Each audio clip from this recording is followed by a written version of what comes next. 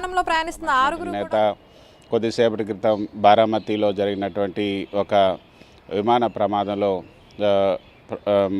దుర్మరణానికి పాలయ్యారు. ఇది chartered flight. Pune జిల్లాలో బారామతి ఆయన సొంత నియోజకవర్గం అయినటువంటి బారామతికి ఈరోజు వెళ్ళినప్పుడు ఒక స్పెషల్ ఫ్లైట్లో ఇది ప్రమాదానికి గురైంది.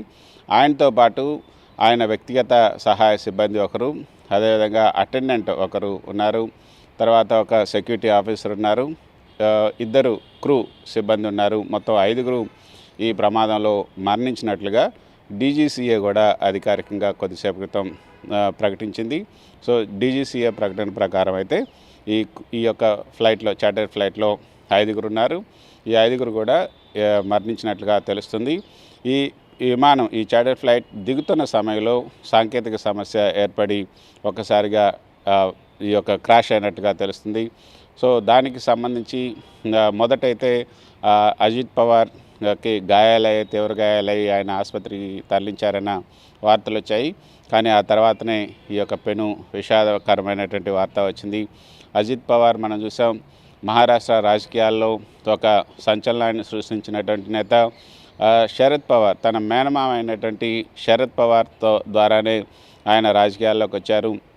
అనేక సార్లు ఎమ్మెల్యేగా కూడా ఎన్నికయ్యారు. బారామతి నుంచి ఉప ముఖ్యమంత్రిగా 4 సార్లు మహారాష్ట్ర ఉప ముఖ్యమంత్రిగా ఉన్నారు. సాగునీటి పారుదల శాఖ, అదేవిధంగా ఆర్థిక శాఖతో పాటు అనేక ముఖ్యమైనటువంటి శాఖల్లో కూడా ఆయన మంత్రిగా పనిచేశారు.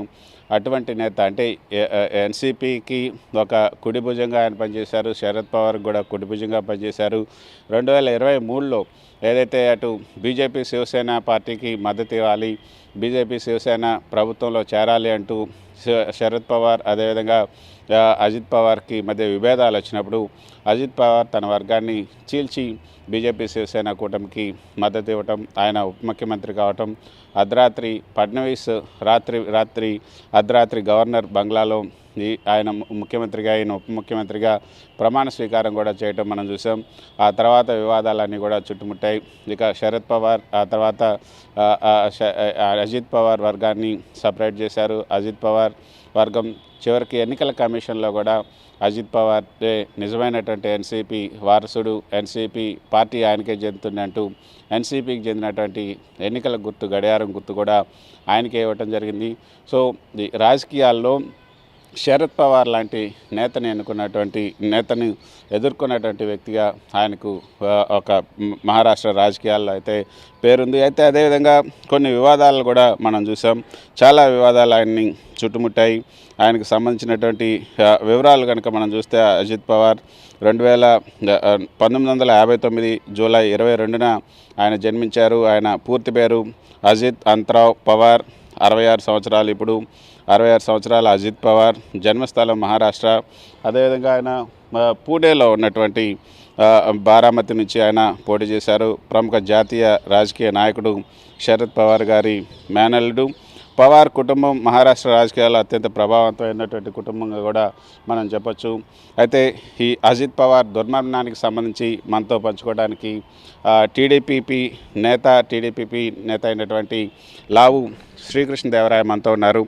సార్, అజిత్ పవార్ మనం చూసాం ఇప్పుడే బారామతిలో ఫ్లైట్ క్రాష్ అయింది. ఆయనతో పాటు 4గురు మరణించారంటున్నారు. So first reaction? చాలా బాధాకరం, విచారకరం. చాలాసార్లు కలవటం జరిగింది. ఆ ఫ్యామిలీతో కూడా మంచి అనుబంధం ఉంది. ఈ విధంగా